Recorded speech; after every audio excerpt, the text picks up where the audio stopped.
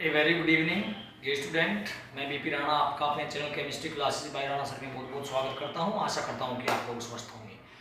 और जैसे कि पहले चैप्टर में हम 11th केमिस्ट्री में बेसिक कॉन्सेप्ट पढ़ रहे हैं, जिसमें आपको विज्ञान वगैरह, पदार्थ के प्रकार, तत्वों के प्रकार, धातु अधातु उपधातु, आपका यौगिक, मिश्रण के प्रकार, ये चीज़ें बताई जा चुकी हैं। अब थोड़ा इससे आगे बढ़ते हैं और बात करते हैं परमाणु की। क्या आप इमेजिन कर सकते हैं कि परमाणु लगभग कितना बड़ा हो सकता है, या ये बता सकते हैं कि एक जो हम कॉपी पर पेन से जो पॉइंट बनाते हैं, दशमलव लगाते हैं, उसमें लगभग कितने परमाणु हो सकते हैं। चलिए आज हम बात करेंगे परमाणु और अणु की, कि परमाणु क्या होता है और अणु क्या होता है। उससे पहले मैं आपको थोड़ा रिमाइंड करा देना चाहता हूं कि पदार्थ या द्रव्य, पहली वीडियो में मैंने बताया था पदार्थ को द्रव्य भी कहते हैं, और परिभाषा क्या थी, जो स्थान घेरता है और जिसमें भार होता है पदार्थ या द्रव्य कहलाता है। तो अगर हम ये कहने लगे कि पदार्थ का सूक्ष्मतम कण जो किसी रासायनिक अभिक्रिया में भाग तो ले सकता है परंतु स्वतंत्र अवस्था में नहीं रह सकता है, परमाणु कहलाता है। अब पदार्थ की बजाय हम द्रव्य भी लिख सकते हैं। द्रव्य का वह सूक्ष्मतम कण जो किसी रासायनिक अभिक्रिया में भाग तो ले सकता है परंतु स्वतंत्र अवस्था में नहीं रह सकता है, परमाणु कहलाता है। अणु की परिभाषा थोड़ी सी इससे अलग हो जाती है। क्या होता है अणु? द्रव्य का वह सूक्ष्मतम कण जो किसी रासायनिक अभिक्रिया में भाग तो नहीं ले सकता परंतु स्वतंत्र अवस्था में रह सकता है, अणु कहलाता है। देखिए परमाणु और अणु को अगर हम थोड़ी सा ध्यान दें, परमाणु को आप ये मान के चलिए जैसे कि पैसा, कैश, जो कैश होता है लेन देन में भाग लेता है। अगर हम सब्जी खरीदने जाते हैं, कपड़ा खरीदने जाते हैं, तो पैसा दिया और सामान ले लिया, अर्थात लेन देन में वो भाग लेता है, लेकिन स्वतंत्र अवस्था में नहीं रह सकता। अगर हम सड़क पे 500 का नोट डाल दें तो क्या वो स्वतंत्र रह जाएगा? किसी न किसी की जेब में चला जाएगा। तो परमाणु क्या है? एक तरह से पैसा है, कैश है, कि जो लेन देन में भाग ले सकता है लेकिन स्वतंत्र नहीं रह सकता, परमाणु कहलाता है। अणु क्या होता है? अणु को मानो आप अपनी प्रॉपर्टी, अचल संपत्ति, जैसे कि आपका घर है, जमीन है। अब मान लिया घर में, मकान में ईंटें हैं। अब अगर हम किसी को जाके, एक ईंट लगभग 5 रुपए की पड़ती है, हम किसी को जाके बोले भैया ले 2 ईंट के आलू दे दे, यानी 1 किलो आलू दे दे, क्या वो आपको दे देगा? जबकि ईंट की कीमत भी कितनी है, 10 रुपये है। या हम मिट्टी या रेता डलवाते हैं, ट्रैक्टर वगैरह जब भराव कराते हैं, अगर हम किसी को जाके 1 क्विंटल मिट्टी दें और उसे कह लगे भैया 1 क्विंटल मिट्टी ले ले और इसके 2 किलो आलू दे दे, क्या वो देगा? नहीं देगा। यानी ये अणु है, ये रासायनिक अभिक्रिया में भाग नहीं लेते लेकिन स्वतंत्र अवस्था में रह सकते हैं। चलिए अब परमाणु, अणु, परमाणु भार, अणु भार, इनके बारे में बोर्ड पर जानकारी लेते हैं। चलिए तो बात कर लेते हैं परमाणु की। पहले परमाणु क्या होता है? जैसा कि मैंने आपको बताया है, 3 ही शब्द याद रखने हैं। द्रव्य का वह सूक्ष्मतम कण, सूक्ष्मतम कण जो किसी रासायनिक अभिक्रिया में भाग तो ले सकता है परंतु स्वतंत्र नहीं रह सकता है, स्वतंत्र नहीं रह सकता है, परमाणु कहलाता है। द्रव्य का वह सूक्ष्मतम कण जो किसी रासायनिक अभिक्रिया में भाग ले सकता है परंतु स्वतंत्र अवस्था में नहीं रह सकता है, परमाणु कहलाता है। परिभाषा याद हो गई होगी। द्रव्य या पदार्थ एक ही बात होती है बाबू। तो द्रव्य का वह सूक्ष्मतम कण जो किसी रासायनिक अभिक्रिया में भाग तो ले सकता है परंतु स्वतंत्र अवस्था में नहीं रह सकता है, परमाणु कहलाता है।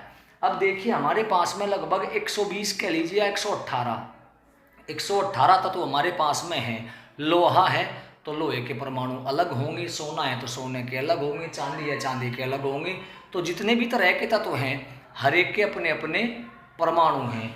तो अगर हम लिखें जैसे सोडियम का परमाणु तो लिख देंगे Na, Fe का परमाणु, आयरन का Fe, चांदी का Ag, हाइड्रोजन का H, 100 उसका लिथियम का, Li पोटेशियम का K, तो 120 तरह के तत्व यानी 120 तरह के हमारे पास में परमाणु हैं। तो ये सूक्ष्मतम कण स्मॉलेस्ट पार्टिकल ऑफ मैटर है। अब बात कर लेते हैं परमाणु का आकार कितना बड़ा हो सकता है। चलिए मैं एक पॉइंट बनाता हूँ। देखिए पॉइंट आपको दिखाई दे रहा होगा, ये तो बहुत बड़ा पॉइंट है। अगर आप अपनी कॉपी पे एक हल्का सा इस तरह से एक पॉइंट लगाओ, एक दशमलव लगाओ, तो आप विश्वास कीजिएगा कि उस पॉइंट में लगभग 20 लाख परमाणु आ सकते हैं। जी हाँ, अगर जो आपकी निडिल होती है, सुई होती है, सुई की जो नोक होती है काफ़ी बारीक होती है, उसमें 10 लाख परमाणु आ सकते हैं। जब आप अपनी कॉपी पर पॉइंट लगाओगे तो जाहिर सी बात है उसमें परमाणुओं की संख्या 10 लाख से ज़्यादा यानी कि लगभग 20 लाख परमाणु हो सकते हैं। तो परमाणु का आकार इतना छोटा होता है। तो द्रव्य का वह सूक्ष्मतम कण जो रासायनिक अभिक्रिया में भाग ले सकता है, स्वतंत्र अवस्था में नहीं रह सकता है, क्या कहलाता है? परमाणु। चलिए ये होगी परमाणु की बात। अब बात कर लेते हैं अणु। अणु की परिभाषा बस इसकी थोड़ी उल्टी है। ये रासायनिक अभिक्रिया में भाग ले सकता है, ये भाग नहीं ले सकता। तो द्रव्य का वह सूक्ष्मतम कण जो किसी रासायनिक अभिक्रिया में भाग तो नहीं ले सकता परंतु स्वतंत्र रह सकता है, स्वतंत्र रह सकता है, अणु कहलाता है। द्रव्य का वह सूक्ष्मतम कण जो किसी रासायनिक अभिक्रिया में भाग तो नहीं ले सकता परंतु स्वतंत्र रह सकता है, अणु कहलाता है। अणु सदा 2 या 2 से अधिक परमाणुओं से मिलकर बना होता है। जैसे देखिए अगर अकेला लिखा हुआ है तो परमाणु है, लेकिन अगर एक से ज्यादा है जैसे H2 तो ये हाइड्रोजन अणु बोला जाएगा। Cl2, Br2, I2, N2, O2, O3, H2O, ये सभी क्या है? ये सब अणु हैं। नाइट्रिक अम्ल NO3 का अणु, सल्फ्यूरिक अम्ल H2SO4 का अणु, तो ये सभी क्या है? आपके अणु हैं। तो परमाणु अकेला होता है, अणु में एक से अधिक परमाणु होते हैं। अब बात करूं, मैं आपको एक छोटी सी बात बताऊं, अगर कहीं लिखा हुआ है हाइड्रोजन परमाणु तो आप लिखेंगे H, और अगर लिखा होता है हाइड्रोजन अणु तो आप लिखेंगे H2। अगर कहीं है क्लोरीन परमाणु Cl, अगर क्लोरीन अणु की बात करें तो लिखा जाएगा Cl2। तो ये हैं आपके परमाणु और अणु। परमाणु स्वतंत्र अवस्था में नहीं रह सकता, रासायनिक अभिक्रिया में भाग ले सकता है। अणु स्वतंत्र अवस्था में रह सकता है, रासायनिक अभिक्रिया में भाग नहीं ले सकता है। तो ये हुई बात परमाणु और अणुओं की। अब बात कर लेते हैं परमाणु और अणु का भार। आ रहा क्या?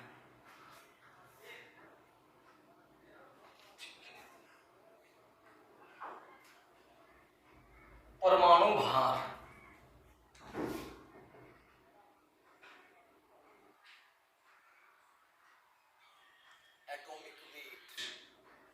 एटॉमिक मास भी कह देते हैं। अब देखिए आपको पता होगा जैसा वजन होता है उसको तोलने के लिए जो बाट होते हैं, 50 ग्राम का, 100 ग्राम का, किलोग्राम का, 20 किलोग्राम का, 50 किलोग्राम का, क्विंटल का, आगे फिर ये कांटे आ जाते हैं, धर्म कांटे वगैरह। तो कहने का मतलब ये है कि जैसा वजन होता है उसको तोलने के लिए बाट भी ऐसे यूज किए जाते हैं। सुनार जो वजन तोलता है, छोटी सी तराजू होती है, 10-20 ग्राम और मिलीग्राम वगैरह वो तोलता है, क्योंकि महंगी धातु है सोना। लेकिन अगर उसी सोने की हम एक डनलप कह लीजिए एक गाड़ी भर के और धर्म कांटे पे तुलवाएं तो जाहिर सी बात है 2-4 किलो का तो अंतर आ ही जाएगा। अगर 2-4 किलो सोने का अंतर आता है तो आप हिसाब लगाइए कि कई लाख रुपए का नुकसान हो सकता है या फ़ायदा हो सकता है। फ़ायदा का तो मतलब ही नहीं। तो कहने का मतलब ये है कि जैसा वजन होता है ऐसा ही हमें बाट रखना पड़ता है। अगर सुनार को हम एक बुग्गी गन्ना दे दें या एक ट्रॉली मिट्टी दे दें और उसे कहें कि इसे तोल दो, तो बेटा इतनी सी मिट्टी 10 ग्राम 20 ग्राम 50 तो बहुत ज़्यादा हो जाता है, इतनी सी मिट्टी तोले वो कई दिन उसको तोलने में लग जाएंगे। तो कहने का मतलब ये है कि जैसा वजन होता है उसको तोलने के लिए बाट भी ऐसे ही प्रयोग किए जाते हैं। अब परमाणु जब इतना छोटा है कि एक पॉइंट में 10 लाख परमाणु समा सकते हैं, तो क्या उसे तोलने के लिए हम किलोग्राम या क्विंटल का बाट यूज करेंगे? जी नहीं, उनको तोलने के लिए बाट भी परमाणुओं के ही होते हैं। कार्बन 12, कार्बन 12 लिख देते हैं C12। बहुत बच्चे इसको C-12 पढ़ते हैं, C-12 नहीं, ये कार्बन 12 है। फिर 12 क्यों लिखा गया? देखिए इसी टॉपिक में, इसी वीडियो में आपको बताएंगे। कार्बन के 3 समस्थानिक होते हैं, 6 कार्बन 12, 6 कार्बन 13 और 6 कार्बन 14। इनमें से जो कार्बन 6 कार्बन 12 है उसी को हम वेट यानी कि बाट बना करके प्रयोग करते हैं। तो परमाणु भार क्या है, अणु भार क्या है, बिल्कुल दोनों एक ही है, लगभग सेम सी मेथड है। तो परमाणु भार को तोलने के लिए, किसी परमाणु का भार तोलने के लिए किसका प्रयोग करते हैं? कार्बन 12 का। तो परमाणु भार क्या है, सुनिए ध्यान से। किसी तत्व का परमाणु भार वह संख्या है जो यह प्रदर्शित करती है कि उस तत्व के एक परमाणु का भार कार्बन 12 के 1/12 भाग से कितने गुना भारी है। कार्बन 12, केवल कार्बन भी यूज कर सकते हैं, क्योंकि कार्बन 12 को जब मानक माना गया है तो हम कार्बन भी यूज कर सकते हैं। तो कार्बन 12 के 1/12 भाग से कितने गुना भारी है। तो परमाणु भार क्या है? किसी तत्व का परमाणु भार वह संख्या है जो यह प्रदर्शित करती है कि उस तत्व के एक परमाणु का भार कार्बन 12 के 1/12 भाग से कितने गुना भारी है। ऐसे अणुभार की परिभाषा है। किसी पदार्थ का, इसमें तत्व आया, इसमें पदार्थ कह देंगे। किसी पदार्थ का अणुभार वह संख्या है, और आगे बिल्कुल सेम, जो यह प्रदर्शित करती है कि उस पदार्थ के एक अणु का भार कार्बन 12 के 1/12 भाग से कितने गुना भारी है। बस दोनों की परिभाषा बिल्कुल सेम है। परमाणु भार में लगाएंगे तत्व, अणुभार में लगाएंगे पदार्थ। तो किसी तत्व का परमाणु भार वह संख्या है जो यह प्रदर्शित करती है कि उस तत्व के एक परमाणु का भार कार्बन 12 के 1/12 भाग से कितने गुना भारी है। तो ये परमाणु भार, अणुभार की परिभाषा क्या कह देंगे यहाँ? अणुभार कि किसी पदार्थ का अणुभार वह संख्या है जो यह प्रदर्शित करती है कि उस पदार्थ के एक अणु का भार कार्बन 12 के 1/12 भाग से कितने गुना भारी है। तो ये आ गए आपके परमाणु भार, अणुभार। जो कार्बन 12 होता है, कार्बन 12 का जो भार होता है, वेट होता है, इसका भी तो हमें पता चलना चाहिए कि भाई कार्बन 12 का भार कितना माना गया है। इसका भार माना गया है 12 AMU। AMU का मतलब होता है एटॉमिक मास यूनिट, परमाणु भार इकाई। AMU की फुल फॉर्म क्या होती है? एटॉमिक मास यूनिट, परमाणु भार इकाई। तो कार्बन 12 का भार कितना है? 12 AMU, एक परमाणु का भार। तो इसका 1/12 भाग कितना होगा? 1 AMU। बस 1 AMU से कितने गुना भारी है। ये आपका परमाणु भार और अणुभार हुआ। चलिए आगे बढ़ते हैं। तो आपके तत्व, यौगिक, मिश्रण, परमाणु, परमाणु भार, ये सब चीजें हो गई। अब आगे बात कर लेते हैं परमाणु क्रमांक की, क्योंकि जब परमाणु है तो इसका कोई क्रमांक भी होगा। देखिए 118 तत्व हैं, उनके 118 ही आपके परमाणु हैं। हर तत्व का परमाणु अलग होता है। सोने का परमाणु अलग है, चांदी का अलग है, लेकिन सोने के जितने परमाणु होंगे वो सभी गुणों में बिल्कुल समान होंगे। अगर मान लिया हम सोने का इतना टुकड़ा ले लें, एक पॉइंट जितना, और मान लिया इसमें 20 लाख परमाणु हैं, तो 20 के 20 लाख के जो गुण होंगे बिल्कुल सारे के सारे वो समान होंगे। अब बात कर लेते हैं परमाणु क्रमांक।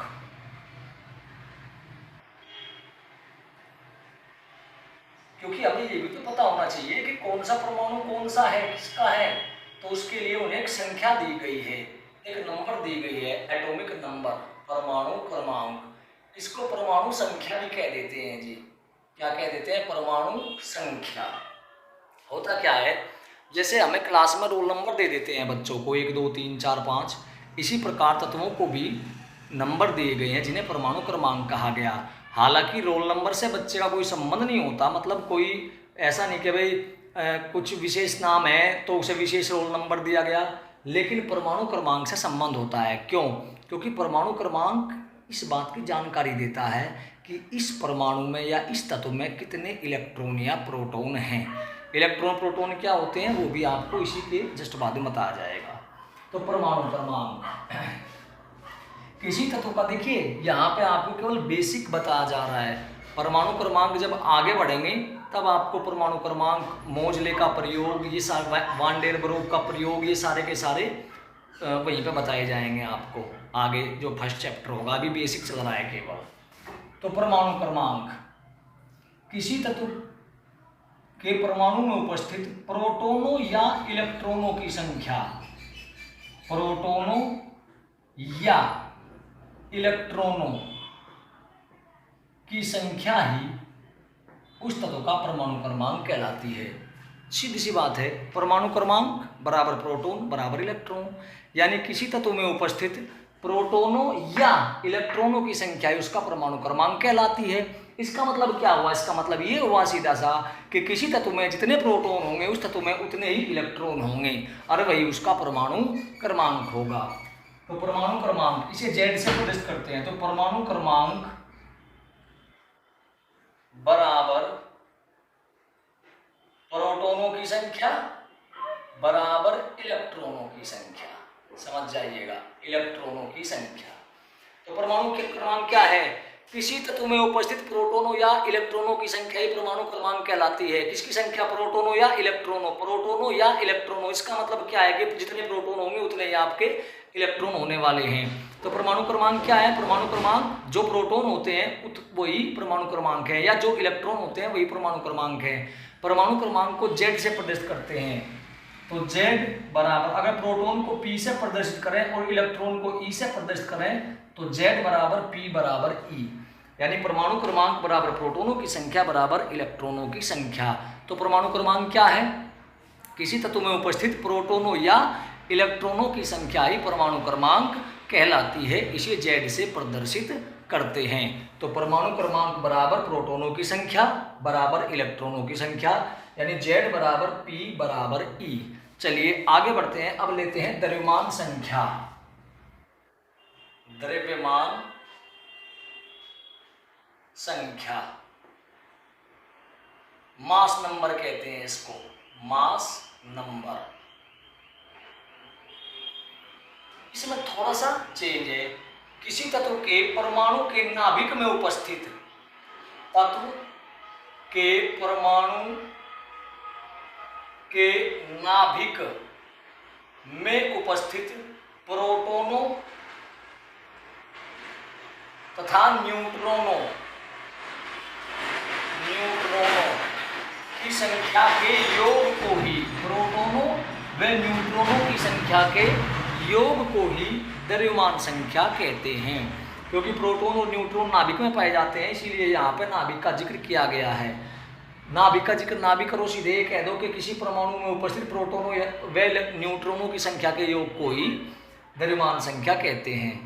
प्रोटॉनों व न्यूट्रॉनों की संख्या के जोड़ को, टोटल कितने प्रोटॉन हैं प्लस कितने उसमें न्यूट्रॉन हैं, तो उन दोनों की संख्या का जब जोड़ करते हैं तो उसे कहते हैं द्रव्यमान संख्या। तो द्रव्यमान संख्या शॉर्ट में लिख देता हूं, द्रव संख्या बराबर प्रोटॉनों की संख्या प्लस न्यूट्रॉनों की संख्या, क्योंकि ये सूत्र वगैरह आप अपने आप बना लीजिएगा।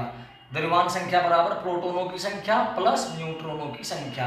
द्रव्यमान संख्या को ए से प्रदर्शित करते हैं, तो ए बराबर पी प्लस, अगर न्यूट्रॉन को एन से प्रदर्शित करें तो एन, ए बराबर पी प्लस एन, ए बराबर पी प्लस एन, यानी द्रव्यमान संख्या बराबर प्रोटॉनों की संख्या प्लस न्यूट्रॉनों की संख्या।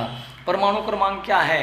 किसी तत्व में उपस्थित प्रोटॉनों या इलेक्ट्रॉनों की संख्या परमाणु क्रमांक कहलाती है, और किसी तत्व के नाभिक में उपस्थित प्रोटॉनों तथा न्यूट्रॉनों की संख्या के योग को द्रव्यमान संख्या कहते हैं।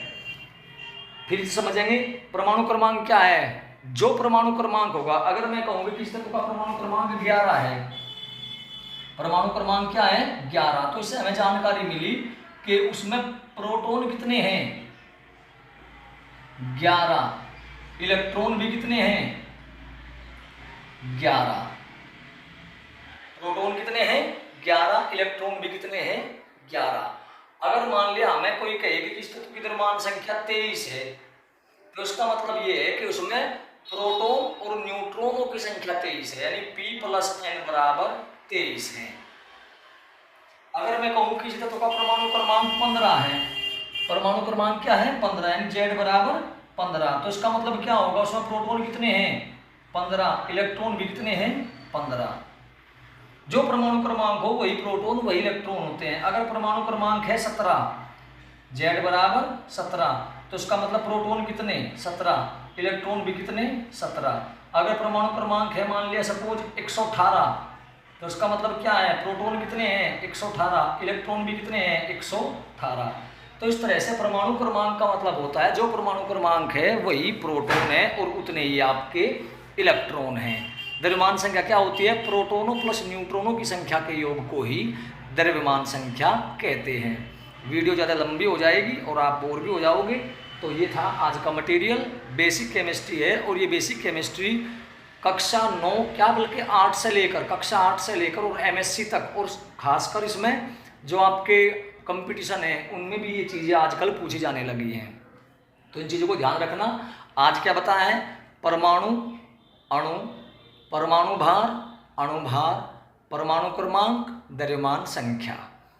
और ध्यान रखें कि न्यूमेरिकल्स में द्रव्यमान संख्या को ही परमाणु भार कह देते हैं, ये भी ध्यान रखने वाली बात है। हालांकि परमाणु भार और द्रव्यमान संख्या इनमें अंतर होता है। अंतर क्या होता है, परमाणु भार परमाणु का वजन है, द्रव्यमान संख्या प्रोटॉन और न्यूट्रॉनों की संख्या का योग है। समझो आप, मान लिया हमने 3 आलू ले लिए और 3 ले लिए टमाटर, तो संख्या कितनी हुई 6, लेकिन क्या इनका वजन 600 ग्राम या 6 किलोग्राम होगा, निश्चित नहीं है। तो मान लिया हमारे पास में 5 आलू हैं, 5 हैं आपके टमाटर, तो संख्या कितनी हुई 10, तो ये द्रव्यमान संख्या है, यानी प्रोटॉनों की संख्या प्लस न्यूट्रॉनों की संख्या। लेकिन उनका वजन जब तोलेंगे 5 आलू 5 टमाटर को, तो वजन तो पता नहीं कितना पा जाए, हो सके आधा किलो हो जाए, 1 किलो हो जाए, छोटे छोटे लोगे तो आपके 100 ग्राम में भी काम हो जाएगा। तो परमाणु भार सदा परमाणु का वजन होता है जो तोल करके पता प्राप्त होता है, और द्रव्यमान संख्या प्रोटॉन और न्यूट्रॉन की संख्या का योग होती है। तो ये था आज का मटेरियल। आशा करता हूँ कि वीडियो पसंद आया होगा, और अगर वीडियो पसंद आया हो तो वीडियो को लाइक और शेयर करना न भूलें, और चैनल को सब्सक्राइब करें। साथ साथ में आप, क्योंकि मैं परिभाषा साथ साथ में बोलता रहता हूँ, इसीलिए वीडियो को देख करके आप अपने नोट्स भी बना सकते हैं। अगर मैं हर एक की परिभाषा यहाँ पर लिखना शुरू करूँगा तो एक पूरी वीडियो में 2 या 3 परिभाषाएँ बन पाएंगी। बेसिक केमिस्ट्री उम्मीद है कि अगले 2 वीडियोस में 20-20 मिनट की 2 वीडियो में पूरी बेसिक केमिस्ट्री आपकी हो जाएगी। चलिए, धन्यवाद। जय हिंद, जय भारत।